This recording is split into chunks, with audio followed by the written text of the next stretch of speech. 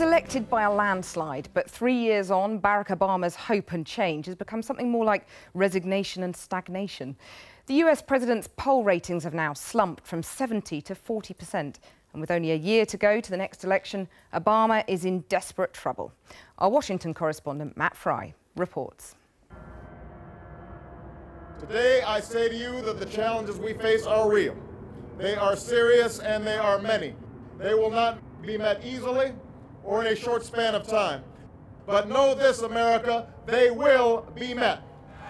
Remember this, President Obama, less than 3 years ago, on the day he took office, his words promised to change America.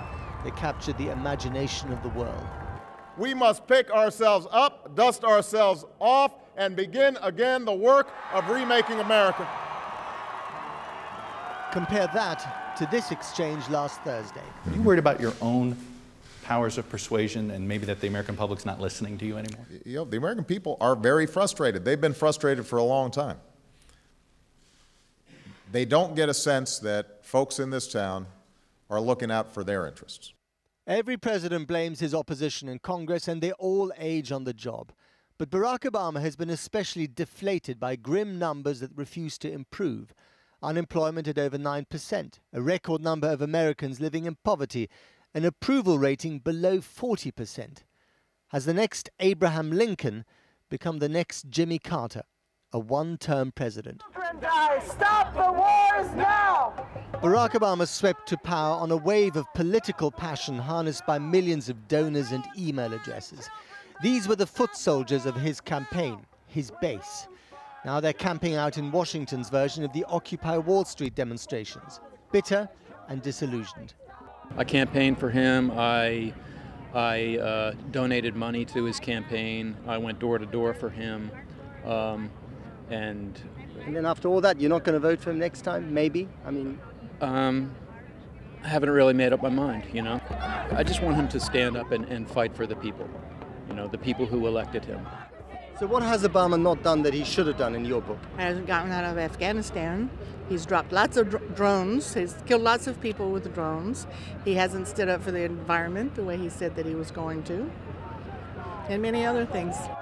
He's been a huge disappointment, and he doesn't seem to understand why. He's ignored so many of the things he said he would do. So considering how much time and energy you invested in his campaign last time, do you feel a bit betrayed? Oh, absolutely. Absolutely. Betrayed is a good word for what we feel. And I say we because the people that I hang out with are, you know, of similar mind. Wanted to come to me. Now, the White House is only a few hundred yards from here, on the other side of that clump of trees. And if President Obama, sitting in the Oval Office, is paying attention to what's going on here, and indeed all the other demonstrations around the country, he would notice something that should worry him. And that is the glaring lack of enthusiasm amongst his natural supporters for his candidacy next time round. And that translates into an opportunity for the Republicans.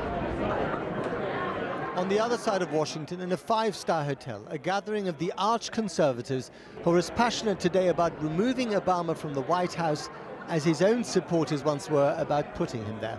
A Republican candidate, any Republican this year, is going to beat Obama. I think that it's the Republicans' opportunity to win this election. I think there's no chance in the world any of them will not beat this incumbent president.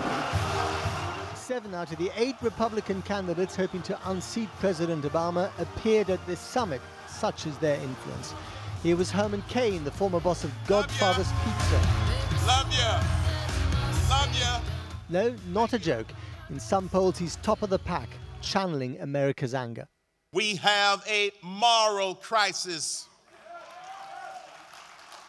And we have a severe deficiency of leadership crisis in this country. The Republicans feel that this has become their election to lose.